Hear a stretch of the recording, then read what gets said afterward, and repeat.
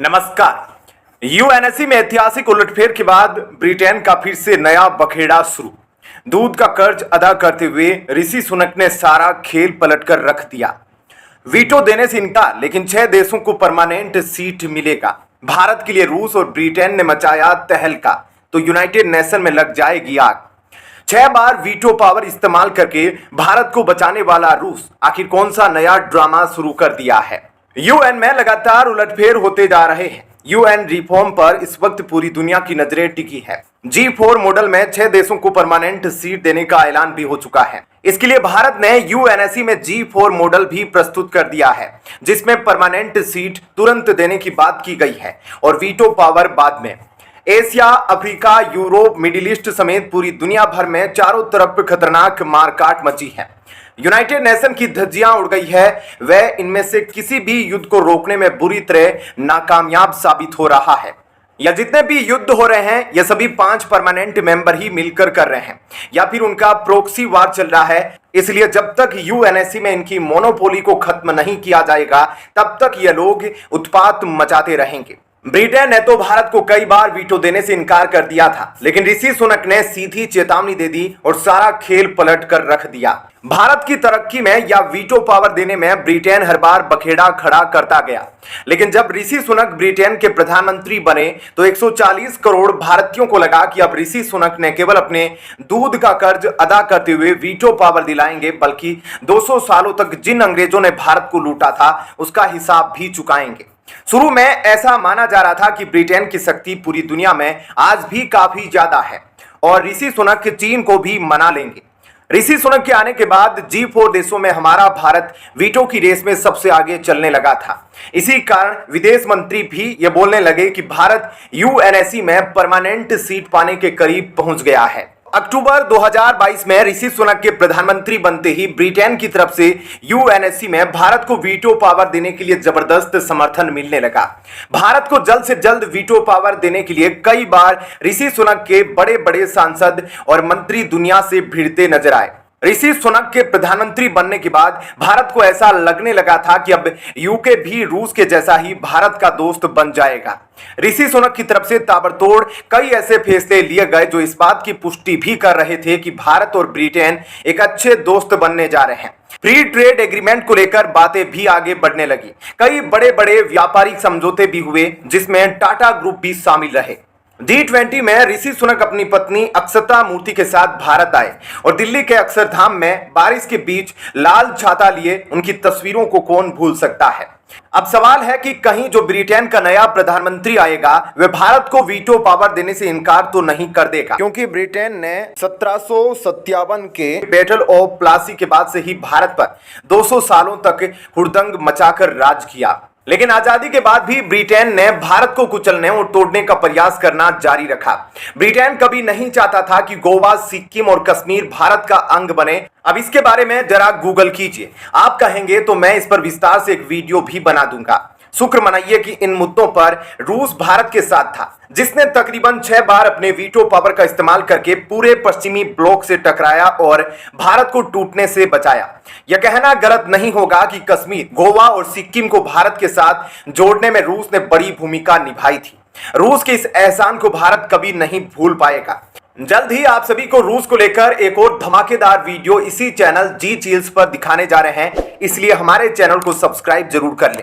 इसके अलावा 1974 में जब भारत ने स्माइलिंग बुद्धा नाम से पहली बार सफल परमाणु परीक्षण किया था, उस समय भी ब्रिटेन ने भारत पर जबरदस्त दबाव बनाया था ताकि भारत इस कार्यक्रम को रोक दे। ब्रिटेन को यह डर था कि कहीं भारत के लोगों ने 200 सालों के अत्याचार का बदला लेने के लिए ब्रिटेन पर परमाणु हमला कर दिया तो क्या होगा। लेकिन ऋषि सुनक के आने के बाद भारत ने अग्नि 5 का भी टेस्ट कर लिया है और अब इस भारतीय मिसाइल की जद में पूरा का पूरा यूरोप आता है। इस मिसाइल के बनने के बाद बड़े बड़े देश अब अपनी औकात में रहने लगे हैं। इसके साथ ही भारत अब अग्नि 6 को भी जल्द ही लॉन्च करने जा रहा है। इसके अलावा कोल्ड वार के समय भी ब्रिटेन, जो अमेरिका का सहयोगी था, वह चाहता था कि भारत सोवियत यूनियन को छोड़कर अमेरिका के पाले में चला जाए। मतलब आजादी के पहले और आजादी के बाद ब्रिटेन ने हर समय यह प्रयास किया कि कैसे भारत को तंग और परेशान किया जाए ताकि वह तरक्की की झांकी कभी ना देख पाए। लेकिन कहते हैं ना, समय बड़ा बलवान होता है। आज समय बदल चुका है। भारतीय मूल का नागरिक ब्रिटेन का प्रधानमंत्री है और हमारा भारत ब्रिटेन को पीछे छोड़ते हुए दुनिया की 5वीं सबसे बड़ी अर्थव्यवस्था भी बन गया है। भारत को मजबूत बनाने में रूस का बहुत बड़ा योगदान है।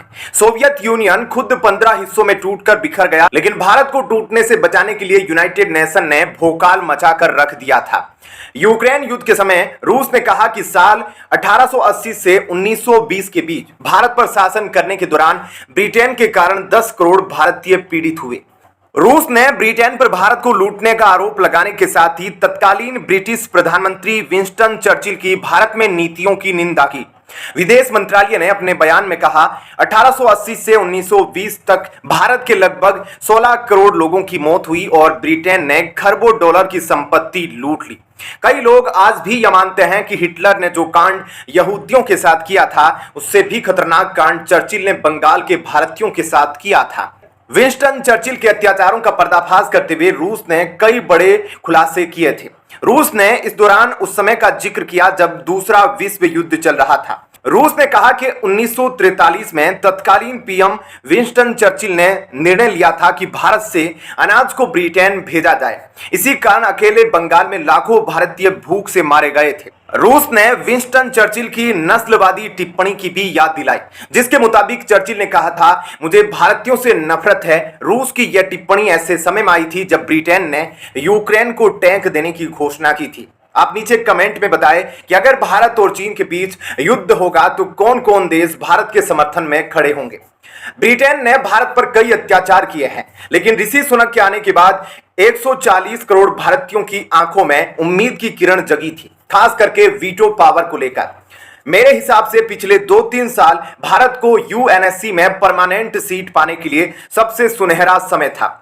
इस दौर में अमेरिका, ब्रिटेन, रूस और फ्रांस सब भारत की तरफ आ चुके थे। अगर वीटो पावर के लिए भारत चीन के करीब जाएगा तो फिर निश्चित तौर पर पश्चिमी देश भारत से दूर भागने लगेंगे। इसलिए इस तराजू को बैलेंस करना भारत के लिए हमेशा कठिन रहेगा, खास करके अब रूस भी चीन की तरफ झुक गया है। अब सबसे बड़ा डर यह है कि कहीं अगले चुनाव में ऋषि सुनक की कंजर्वेटिव पार्टी हार जाती है तो फिर भारत के लिए फिर से मुश्किलों का दौर शुरू हो सकता है, क्योंकि अगर कोई अंग्रेज ब्रिटेन का नया प्रधानमंत्री बनेगा तो वह भारत के प्रति उतना सहानुभूति नहीं रखेगा जितना ऋषि सुनक ने रखा था। इस तरह से भारत को वीटो पावर मिलना भी मुश्किल होने लगेगा। चुनाव में अभी तक ऋषि सुनक के लिए अच्छी खबर नहीं आ रही है। उन्होंने समय से पहले चुनाव कराने का फैसला किया है, लेकिन उनके अपने ही सांसद उनके खिलाफ बगावत कर रहे हैं। न्यूज रिपोर्ट में बताया जा रहा है कि उनके पार्टी के तकरीबन 78 सांसद बागी हो गए हैं। इस पूरी रिपोर्ट पर आप अपनी राय नीचे कमेंट में लिखें। आप देख रहे थे जी चिल्स। जल्द पूरे होंगे आपके सारे व्हील्स। कल फिर दोपहर 3 बजे के बाद आप सभी से मुलाकात होगी। धन्यवाद।